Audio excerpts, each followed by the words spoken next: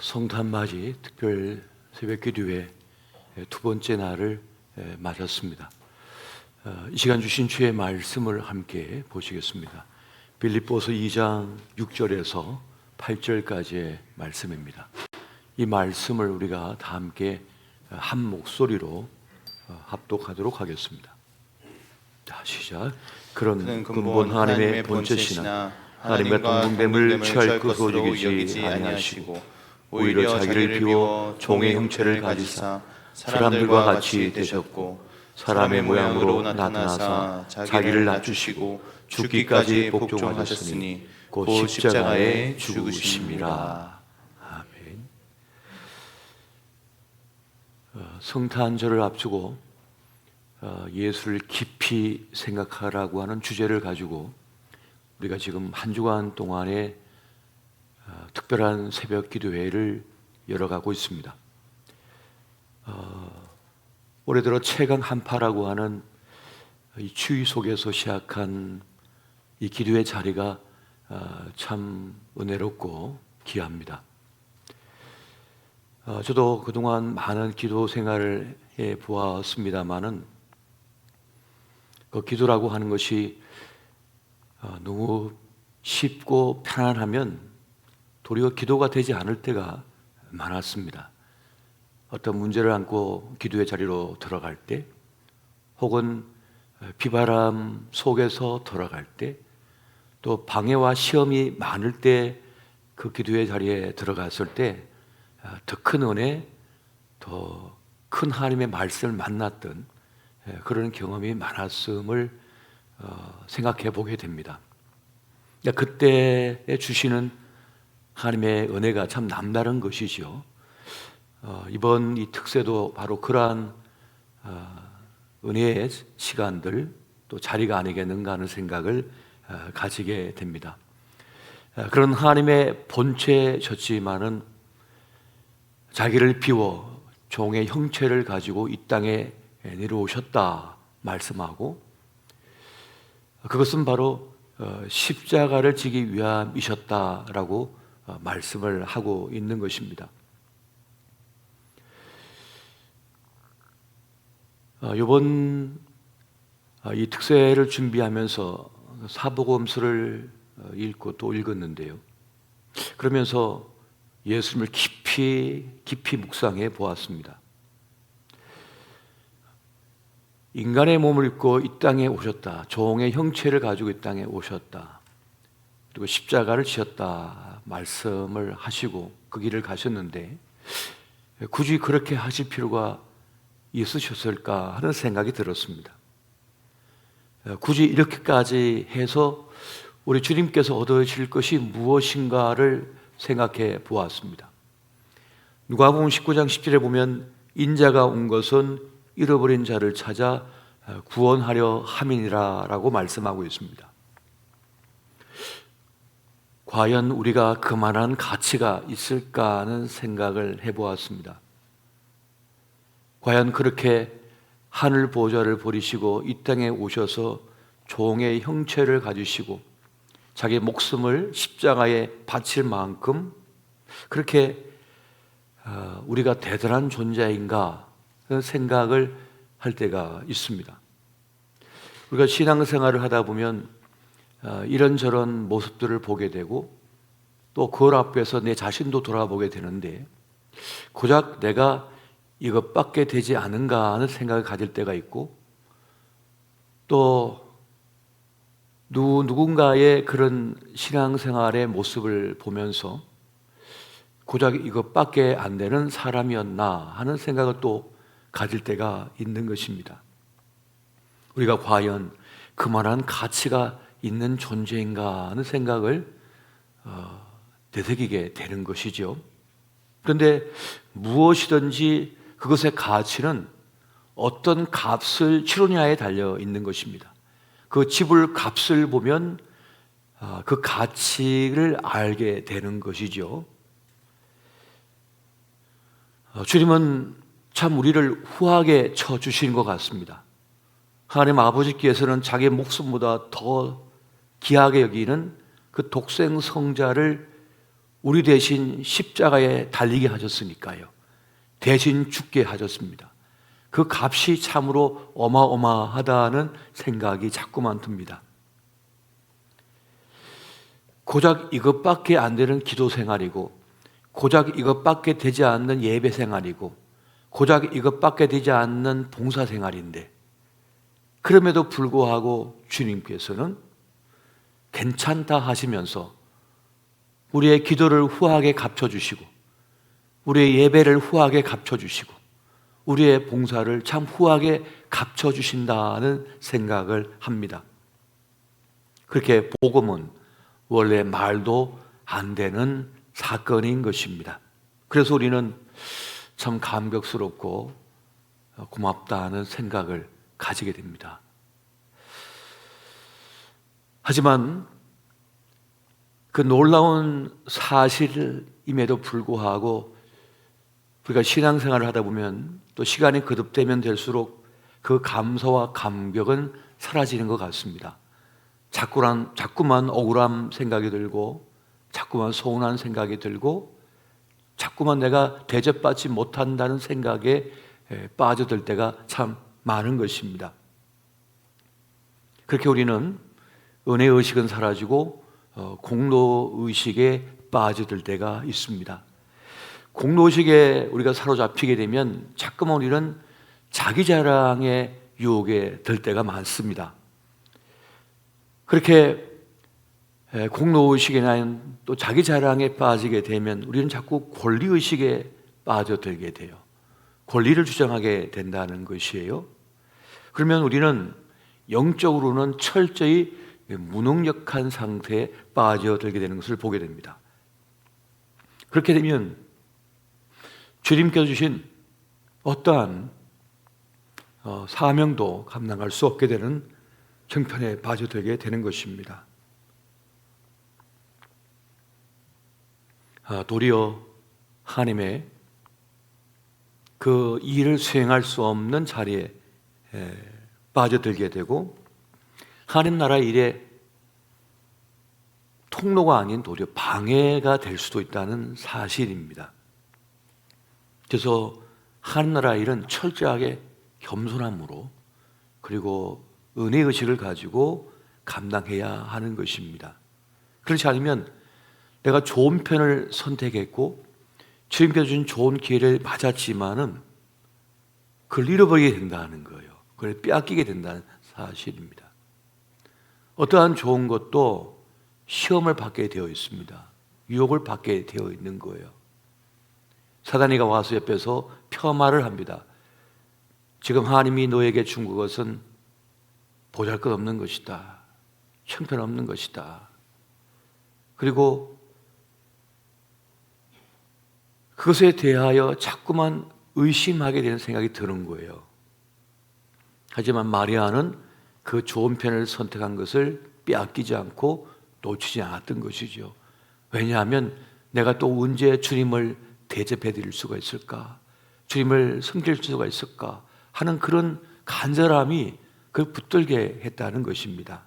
그래서 우리는 은혜의식 또 빚진 마음으로 주님의 일을 맡을 수가 있어야 하겠습니다.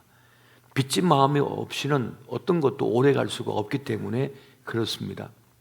사도 바울은 그런 말을 하죠. 로마서 1장 14절 보면 헬라인이나 야만인이나 지혜 있는 자나 어리석은 자에게 다 내가 빚진 자라. 그런 자기가 빚진 자임을 깨닫고 있었습니다. 알고 있었던 것이죠. 나의 나 된 것은 하나님의 은혜로 된 것이다 라고 하는 고백이 그 일생의 고백이 되고 있습니다. 이러한 은혜의식 빚진 마음으로 나갔기 때문에 그는 끝까지 그 로마의 감옥에서 목이 달려 죽는 자리까지 그가 갈 수가 있었던 것입니다. 하지만 이것을 상실해버리면요, 이 빚진 마음, 은혜의식을 상실해버리면 어떤 것도 오래 갈 수가 없습니다. 오래 감당할 수가 없는 것이에요. 자기 자랑이 없는 사람이 오래 자신에게 주어진 그 몫을 감당할 수가 있는 것입니다. 왜냐하면 교만에 빠지지 않기 때문에 그렇습니다. 공로의식에 빠지지 않기 때문에 그렇습니다. 여러분, 빚진 것을 갚았다고 당당한 사람은 없습니다. 내가 마땅히 해야 할 일이었고 하지 않으면 도리어 내게 화가 될 것이기 때문에 내가 했다고 하는 사람은 절대 공로의식이나 교만, 자만에 빠져들지가 않습니다. 누가복음 17장 9절과 10절 보면 이런 말씀이 있습니다. 명한 대로 하였다고 종에게 감사하겠느냐? 이와 같이 너희도 명령받은 것을 다 행한 후에 이르기를 우리는 무익한 종이라 우리가 하여야 할 일을 한 것뿐이라 할지니라. 내가 참 주님께서 맡기신 일을 다 했습니다. 거의 완벽에 가깝도록 했습니다. 그럼에도 불구하고 뭐라고 한다고요? 나는 무익한 종이라. 그렇게 말을 해요. 내가 그만큼 부족함에도 불구하고 주님께서 그것을 맡겨주신 것에 대하여 너무 감사하여서 이런 고백을 그가 하고 있는 것입니다. 그래서 은혜의식, 빚진 자의식, 그 마음을 가진 사람은 억울함이 없습니다. 억울함이 없어요. 더 못해드려서 미안한 거예요. 주님께 더 못해드려서 미안하고, 더 예배를 더 드리지 못해서 미안하고, 더 기도하지 못해서 미안하고, 더 봉사하지 못해서 죄송한 마음을 가지는 것입니다. 그리고 그런 감사의 고백을 합니다. 저를 써주셔서 감사합니다. 저를 사용해 주셔서 감사합니다. 우리가 오래가지 못한 이유는 사실은 그 교만 때문인 것입니다. 청지기 의식을 잃었기 때문에 그러한 것입니다. 그런즉 너는 손줄로 생각하느냐? 넘어질까 조심하라 라고 말씀을 하시잖아요. 우리는 사실 모두 죄인입니다. 그래서 죄성을 가지고 있습니다. 죄의 경향성이 나를 자꾸만 충동질을 하고 흔들 때가 참 많습니다. 죄인의 특징이 있습니다. 죄성의 특징이 하나 있어요. 그것은 바로 자기를 하나님의 자리에 세우는 겁니다. 하나님의 자리에 자꾸만 세우려고 하는 바로 그런 유혹, 시험이 있어요. 여러분, 사형리 어릴 때 또 우리가 젊었을 때 많이 보지 않았나요? 그 사형리에 보면 주님을 모신 사람은 이제 어떻습니까? 내 인생의 의자의 중심에 내가 있는 것이 아니라 주님을 모시는 거잖아요. 그 주님의 주권자가 되는 것이 우리 믿음의 시작이고 신앙생활의 시작이 되는 것입니다. 그런데 이 죄의 특징은 뭐냐 하면 하나님의 자리에 나를 세워버리는 거예요. 그래서 자신을 세우는 것에 방해되는 모든 것을 공격해버립니다. 하나님 나라와 그 의가 아니라 나의 나라, 나의 생각, 나의 뜻을 세우는데 혈안이 됩니다. 그래서 많은 이들이 이 은혜의식, 빚진 자의식, 청지의식을 잃게 되면은 교만에 이르게 되고, 교만에 이르게 되면 대부분 다 믿음에서 쓰러져 버립니다. 신앙생활이 중단돼 버립니다. 왜 그럴까요? 하나님께서 교만한 자를 치시기 때문에 그렇습니다. 하나님께서 용납할 수 없는 자가 교만한 자입니다. 에돔의 멸망이 어디 있었나요? 교만에 있었던 겁니다. 우리 예수님조차도 하늘 보좌 버리고 종의 형체를 가지고 이 땅에 오셔서 하나님의 뜻을 위하여 십자가에 달리셨는데 우리가 얼마나 마음이 높아졌는지 하나님 자리에 서려고 하더라는 것입니다. 시편 기자는 말합니다. 너의 뿔을 높이 들지 말라. 그 뿔이 뭡니까? 뿔은, 그 뿔이 상징하는 바는 힘이에요. 힘. 내 이름이에요. 그런데 그것을 높이 들지 말라라고 하는 것입니다. 힘이 있어도 교만하지 말라, 그렇게 말씀하는 것입니다. 하나님 나라가 이루어지지 않기 때문에 그렇다는 것입니다. 우리에게 주어진 뿔, 우리에게 주어진 명강, 우리에게 주어진 달란트는 무엇을 위해 사용되어져야 하냐면 하나님 나라와 그 뜻을 위하여, 그 영광을 위해 사용되어져야 하는 것이에요. 그런데 우리가 어느 순간 하나님의 영광, 그 뜻이 아니라 나의 영광과 내 뜻을 위하여 싸우며 살기 시작했던 것입니다. 그래서 오늘 우리는 겸손의 왕으로 오신 그 주님을 깊이 묵상하고 생각하면서 오늘 우리에게 주신 은혜, 우리에게 주신 그 사명을 생각하면서 그것을 이루기 위하여 다시 겸손의 자리, 겸비의 자리로 나아가야 한다는 사실입니다. 이것을 유지하는 방법이 세 가지가 있습니다. 첫 번째는 감사하는 사람이 되는 것입니다. 여러분, 감사하면 교만을 이겨버리게 됩니다. 두 번째는 기도하는 것입니다. 기도 자체가 뭡니까? 나를 주님께 엎드리는 것이거든요. 그래서 그 유혹을 이겨낼 수가 있게 되어지는 것입니다. 세 번째는 찬양하는 것입니다. 자꾸만 하나님을 찬양하는 것이에요. 진정으로 주님을 찬양하는 것이에요. 주님을 찬양하게 되면 그 교만으로부터 나를 지켜낼 수가 있게 되어지는 것입니다. 첫 번째가 뭐라고요? 감사하는 것입니다. 두 번째가 뭐라고요? 기도하는 것입니다. 세 번째가 뭐라고요? 찬양하는 것입니다. 자꾸만 그렇게 주님 앞에 내가 감사하고 기도하고 찬양하면 사단이가 우리를 아무리 흔들어도 거기에 넘어지지 않지만은 이것을 놓쳐버리게 되면 어떻습니까? 내가 찬양하면서도 하나님을 찬양하는 게 아닙니다. 나를 찬양하는 거예요. 나를 찬양하라고 자꾸만 나를 드러내기 시작하는 겁니다. 그래서 우리는 늘 겸비하고 겸손의 자리에 설 수가 있어야 하는 것입니다. 예수님께서 굳이 십자가를 지신 이유는 무엇일까요? 또 종의 형체를 가신 이유가 뭡니까? 구원을 위하여, 영혼 구원을 위하여 바로 자기를 바치기 위함이었다는 것입니다. 그러니까 십자가 구원의 역사는 결국 자기를 비우는 데 있는 것이고요, 종의 형체를 가지는 데 있는 것이고, 십자가의 나를 바치는 데 있는 것입니다. 이것이 아니고서는 절대로 하나님의 일을 이룰 수가 없습니다.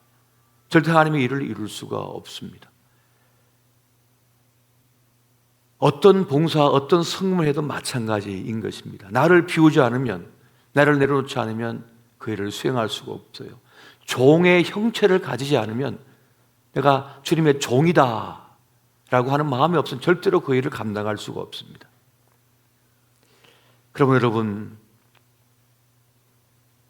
나를 사용하여 주시는 주님, 나를 통하여 하나님의 일을, 구원의 일을 이루고자 하시는 그 주님의 뜻에 기쁘게 감사하시고, 그리고 나를 더욱더 바쳐드리는 마음으로 여러분 이 시간을 한번, 이 성탄 시즌을 보내보십시오. 정말 깊은 은혜를 맛보는 우리가 될 것입니다. 이 은혜가 함께 하시기를 예수 이름으로 축원드립니다.